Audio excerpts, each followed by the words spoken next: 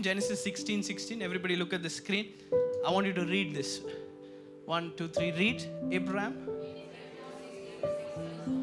How old was Abraham? 86 years old when Ishmael was born. And the next chapter, verse number 1, Genesis 17:1, it says Abraham was 99 years old and the Lord appeared to him. Okay, now what's the age difference now? 86 to 99. Come on.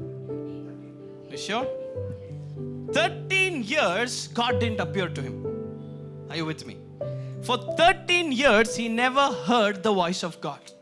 For 13 years God never spoke anything about anything to Abraham. Now you go and do something that God didn't tell you to do. Basically you disobey God and you have a baby with Hagar and produce Ishmael. And for 13 years if God doesn't speak to you, what is your conclusion? Come on, talk to me everybody, come on. He's upset. He's not talking to me. He used to appear to me now and then. He used to show me star and tell count. And if I can't count, he'll tell I'll make descendants. He used to give me, he used to show me the sand on the seashore and say, I'll make your descendants like this. All that stopped happening. 1 year he waited, no voice. 2 years, 3 years, 13 years. He didn't hear the voice of God. So basically, I feel you would have come to this conclusion, that's it. Have you ever been there? Come on, young people. That's it. I have done something that has spoiled the plan of God. I have messed up my life in such a way that I know that God has given up on me. I know that the sins that I've committed, the failures that I've made is so huge. At least for 5 years I could have waited, but it's been 10 years and now it's been 13 years and the Lord hasn't appeared and He hasn't spoken. But look at your friend and say, that's not the story. After 13 years, the Lord appears to Abraham and He says, I am Almighty God, walk before me blameless. Next verse. I will make my covenant between me and you and I will multiply you exceedingly. Next verse. Then Abraham fell on his face. Everybody say, he fell on his face.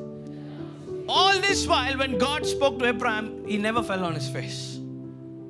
All this while he was just talking to God. Nowhere it says that he fell on his face when God spoke. But here you see that he falls on his face because previous verse says, I will make my covenant between me and you and I will multiply you exceedingly. Is anybody getting what I'm saying?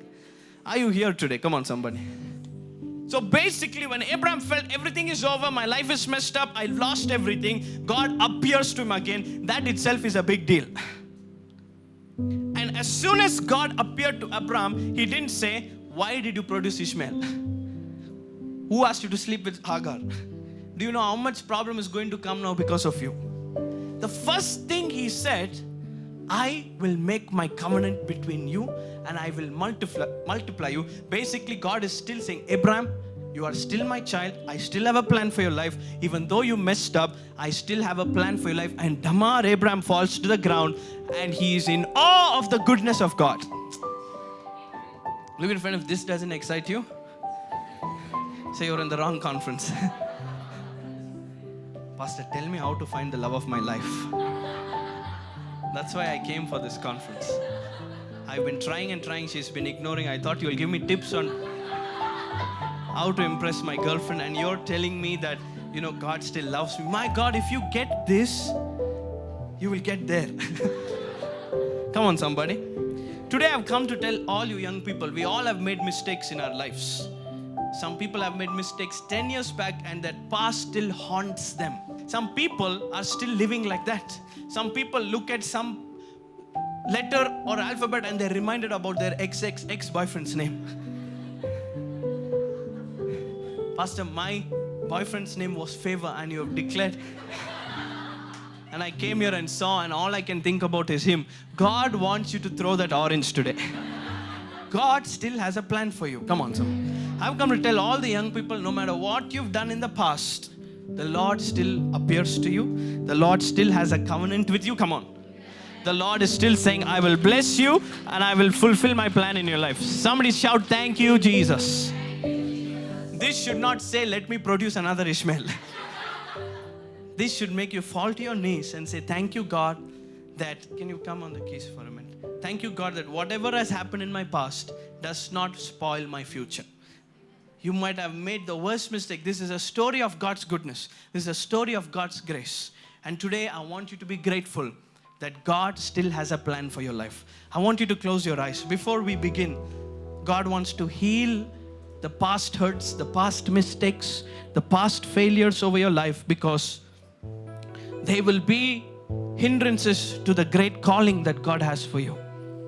No matter how big the sin is, if it is in the past, the blood can wash it and cleanse you. Close your eyes, forget about everyone else, and the grace of God appears to you right now. Your grace is so amazing, Lord. You lift me when I fall.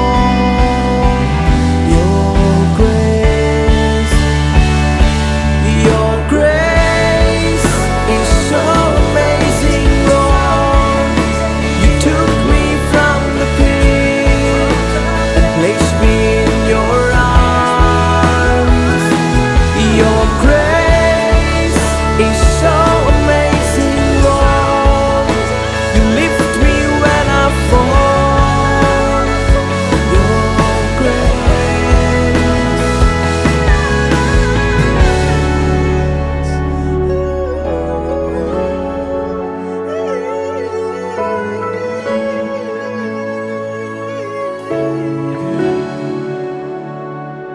When I fall down, you are running with arms wide open to me.